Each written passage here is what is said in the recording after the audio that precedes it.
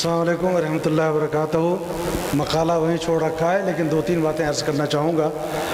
حضرت شمیم صاحب قبلہ یہاں موجود ہیں۔ دیکھیے کہ صوفیاء کرام کی جو خدمات ہیں ان کو اب تک کے مقالوں میں جو میں نے سنا اور ہم پڑھتے رہے ہیں، ہم بھی کرتے رہے ہیں، ایک ہی نہج پہ اس کا مطالعہ ہوتا ہے، ایک ہی نہج پہ اس کو دیکھنے کی کوشش کی۔ میرا خیال ہے یہ خود ہم نے اپنے دامن کو تنگ کیا ہے، اس کو وسیع کرنے کی ضرورت ہے۔ اچھا، کیسے وسیع کر سکتے ہیں؟ ذرا غور کریں کہ ہندوستان میں صوفیاء کرام کی آمد کی ایک روشن تاریخ موجود ہے، لیکن المیہ یہ ہے کہ اس کی تاریخ کا تسلسل غائب، وہ ہے نہیں۔ اچھا، ایک بات اور ذہن میں رکھیے کہ دنیا کا کوئی ایسا خطہ نہیں ہے جہاں رشد و ہدایت نہ پہنچی ہو۔ انبیاء کے ذریعے پہنچی، رسول اعظام کے ذریعے پہنچی، صوفیاء کرام کے ذریعے پہنچی۔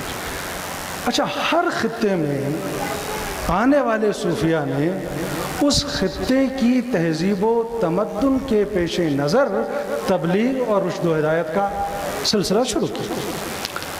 حیرت کی بات ہے کہ ہم نے اپنے تمام مطالعے میں اس تہذیبی حوالے کو کیوں بھلا دیا؟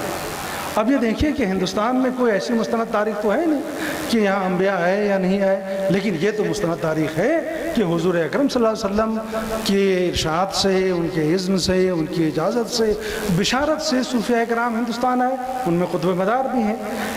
لیکن جب وہ آئے ہوں گے اس وقت کا ہندوستان ہم نے کبھی غور ہی نہیں کیا، مقالہ لکھتے وقت یا پڑھتے وقت، یا جب خواجہ اجمیری آئے ہم نے غور ہی نہیں کیا کبھی پڑھتے وقت یا لکھتے وقت۔ اب میں ایک بات کہنا چاہتا ہوں، معافی چاہتا ہوں، ہو سکتا ہے یہ بات آپ کو ناگوار گزرے، لیکن اگر آج ناگوار گزر رہی ہے تو 10 سال کے بعد آپ اس پر ضرور سوچیں گے۔ وہ ہے کہ بر صغیر کے علاوہ کیا صوفیاء کرام دنیا میں نہیں ہیں؟ حضرت مولانا روم، شمس تبریز، یزید بستانی، نہ جانے نام لیتے رہیے، کہاں کہاں عرس ہوتا ہے، کہاں کہاں اس طرح کی محفلیں سجتی ہیں۔ کبھی ہم نے غور کیا؟ ہندوستان میں ہی کی۔ اچھا، ہم اس کو برا نہیں کر رہے، ہم بھی مناتے ہیں، ہم حاضر ہوتے ہیں اور باعث برکت سمجھتے ہیں، لیکن ایک بات عرض کریں کہ جب یہاں صوفیاء میں صرف اس لیے کہ حضرت اس نہج پہ مطالعہ ہونا ضروری ہے، صرف ہم اپنے ہی لوگوں کو مخاطب کریں گے تو دوسرے لوگوں کو لائیں گے کیسے؟ یعنی جب صوفیاء یہاں آئے اس وقت کیا تھا ہندوستان میں؟ دو ہی بات تھی، یا تو دراوڑ قوم تھی یا آرین تھی۔ 2 منٹ اور لوں گا نا۔ دراوڑ میں کیا تھا؟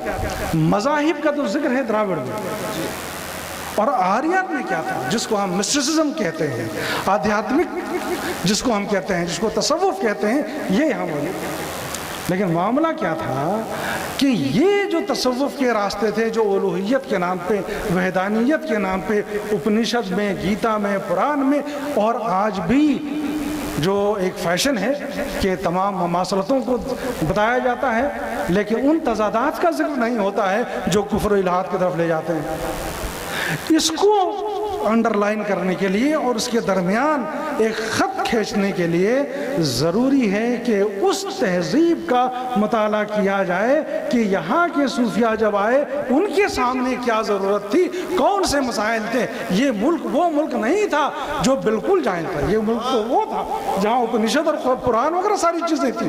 اس کے رد کے لیے صوفیاء نے کیا کیا ہے، اس پہ غور کرنا تھا۔ میرا پورا مقالہ اسی پر تھا، اللہ نے چاہا تو کبھی اور۔ خدا حافظ۔